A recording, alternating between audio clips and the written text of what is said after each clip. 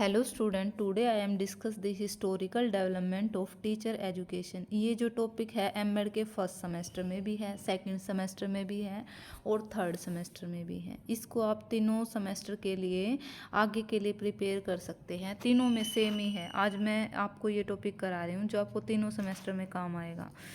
First of all, Bharat में अध्यापक शिक्षा का ऐतिहासिक विकास कोठारी आयोग रिपोर्ट के अकॉर्डिंग, जो कि 1964 से लेकर 1966 तक थी। भारत में अध्यापक शिक्षा का ऐतिहासिक विकास।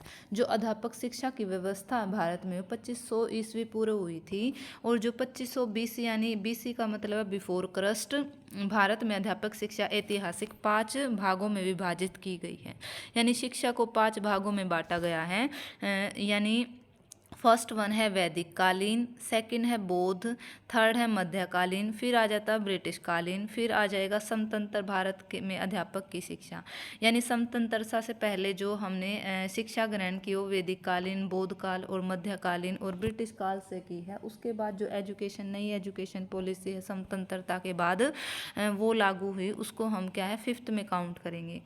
फर्स्ट वन है एंशियंट पीरियड यानी वैदिक काल। वैदिक काल में जो वैदिक वर्ड है यानी वेदा शब्द है, इसका मतलब होता है विधि, विधि से निकला है। विधि का मतलब होता है नॉलेज, नॉलेज को हम क्या बोल सकते हैं श्रुति, श्रुति का मतलब होता है किसी को सुनना, सुनना यानी नॉलेज, विधि यानी वैदिक। यह बात हम सभी जानते हैं। जो 2500 ईस्वी पूर्व या 500 ईस्वी पूर्व तक वेदों का आधिपत्य वर्चस्व रहा। यानी हमने देखा होगा कि पहले वेदों को कितना महत्व दिया जाता था, तो उस टाइम की जो शिक्षा उसको वैदिक शिक्षा ही बोलते हैं, वैदिक काल ही बोलते हैं। जो प्रारंभिक शिक्षा है पूर्णतः वेदों पर संबंधित होती थी। उस टाइम में जो हम टीचर को ही सर्वोच्च मानते थे कि टीचर से बड़ा नॉलेजेबल कोई भी नहीं है। टीचर अध्यापक को बहुत ज़्यादा सम्मान दिया जाता था, अध्यापकों को बहुत ज़्यादा नॉलेजेबल माना जाता था। आज भी आपने देखा होगा, जैसे अगर टीचर है बच्चे को गलत भी सिखा देगी, बच्चा कभी नहीं मानेगा। जो बच्चा स्कूल में सीख के आता है यानी उसके लिए वही सही है। आज भी बच्चे इसी तरह से गुरु पे बहुत ज़्यादा विश्वास करते हैं। हम उसको सबसे नॉलेजेबल फैक्टर मानते हैं। गुरु को ही करेक्टरफुल माना जाता है, यानी सबसे ज़्यादा रिस्पेक्ट जो सोसाइटी में आजकल किसकी है, आज भी मतलब अध्यापक की है। उस टाइम में भी अध्यापक, उस टाइम में तो अध्यापक को ही सब कुछ माना जाता था, गुरु को ही आदर्श जीवन का प्रभाव माना जाता था। यानी जिस तरह से जिस तरह के कार्य अध्यापक करता था, बच्चे हमेशा क्या है अध्यापक की तरह ही बनना चाहते थे।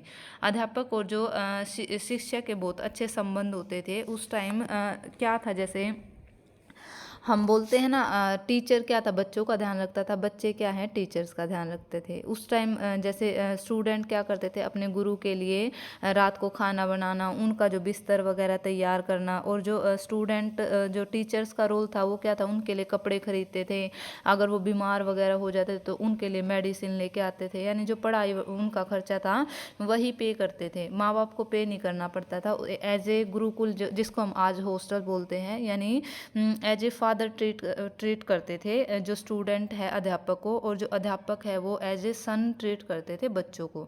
उसके बाद आता है बौद्धकालीन अध्यापक शिक्षा। बौद्धकालीन में भी वैदिक काल के बाद जो बौद्ध काल का उदय हुआ, वहाँ पे क्या था, जो एंट्रेंस एग्जाम होता था, यानी जो मोंक को ही प्रवेश करने का अधिकार था, उनका पहले संस्कार प्रवेश किया जाता था। फिर अध्यापक, उस टाइम में भी अध्यापक को बहुत ज़्यादा रिस्पेक्टफुल पर्सन माना जाता था। जो मेन उद्देश्य है इसका बौद्धिक कालीन का, इसमें क्या था, इसका मतलब अध्यात्मता, यानी खुद को सेटिस्फेक्शन करना, यानी जो मोटिवेशन है, मेडिटेशन है, ये इस तरह से ज़्यादा ध्यान देते थे। और जो जिस शिक्षा प्रणाली से बच्चों को पढ़ाते थे, जैसे शिक्षण विधियाँ, एक दूसरे से प्रश्न पूछना, भ्रमण यानी कहीं उनको घुमाने ले जाए, उस चीज़ के बारे में आके बच्चों से डिस्कस करें। मौखिक विधि यानी कुछ दे दिया उस पर बोलना। चिंतन विधि किसी टॉपिक पे अपने विचार प्रदर्शन करना। जो उच्च शिक्षा उन्हीं को दी जाती थी जो मोक यानी भिक्षु बनना चाहते हैं, उनको आगे तक की एक्टिविटी यानी फिलोसफी और एजुकेशन ज़्यादा समझ आ सके, तो उनको हम ज़्यादा उन पे ज़्यादा ध्यान देते थे इस काल में। इससे अध्यापक आवर्ती विचार है जो उनको क्या, जैसे चिनाई हो गया, चिकित्सा हो गया, तर्क हो गया, इनकी भी शिक्षा दी जाती थी, ताकि वो क्या है वोकेशनल एजुकेशन बोलते हैं जिसको, ताकि वो अपना खान पान यानी अपना जीवन को भी अच्छी तरह से चला सके। उसके बाद आती है मध्यकालीन अध्यापक शिक्षा। इसको हम मुस्लिम शिक्षा बोलते हैं। जब 1192 में मोहम्मद गोरी ने राजपूत पृथ्वीराज चौहान को परास्त कर दिया था, तो उसके बाद क्या है, मुस्लिम राज्य की स्थापना हुई। तो उन्होंने क्या किया, जो इन्होंने बुद्धिस्ट शिक्षा थी ना, मोंक वगैरह थे, इन्होंने मठ वगैरह सारी चीज़ बंद करा दी। पर इन्होंने वैदिक शिक्षा में इतना वो नहीं किया, पर उसमें क्या है, इन्होंने ये बिल्कुल बुद्धिस्ट शिक्षा के अगेंस्ट थे। इनका क्या था, मकतबाज और मकबराज था ना, ये अपने उसको पूरे उसको जो इनका धर्म था उसको पूरे जगह फैलाना चाहते थे, मुस्लिम धर्म को, जो बुद्धिस्ट के बिल्कुल खिलाफ थे ये। तो इन्होंने क्या किया, अध्यापक जैसे अरबी में अध्यापक को अरबी में आलिम बोलते हैं, वही जो अध्यापक का रोल तो सभी में सेम ही था। इस काल में जो अध्यापक का था व्यवसाय पैतृक नहीं था, ऐसे नहीं था कि अगर आज कोई अध्यापक है तो उसका बेटा फिर अध्यापक बन जाएगा। धर्म शिक्षा, लौकिक शिक्षा, व्यवसायिक शिक्षा, सैनिक शिक्षा दी जाती थी। एजुकेशन पर कोई स्टेट कंट्रोल नहीं था, ये खुद ही मकतबाज और मकबराज है। मकतबाज में क्या है, जो छोटी शिक्षा दी जाती थी, और जो मकबराज है उनमें क्या है, बड़े बच्चों को शिक्षा दी जाती थी, प्राइमरी लेवल और सेकेंडरी लेवल में। उसके बाद क्या है, स्वतंत्रता के बाद जो शिक्षा प्रणाली में चेंज आते गए, जैसे व्यवहारिक शिक्षा, प्रैक्टिकल टीचिंग आ गई, in service training. In service training होते हैं जब कोई टीचर, जैसे टीचर ने क्या कोई टेस्ट क्वालिफाई कर लिया टीचिंग का, उसके बाद वो किन किन टेक्निक से, किन किन मेथड से अपनी टीचिंग को और इफेक्टिव बना सकता है, उसको बोलते हैं इन सर्विस ट्रेनिंग। एक होती है pre service training.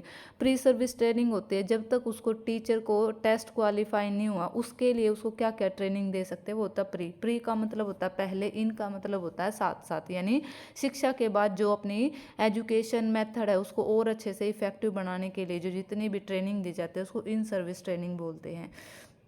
Residential training college आ गए, और फिर उसके बाद क्या अंशकालिक हो गया, उन्मुख हो गया। Thank you student.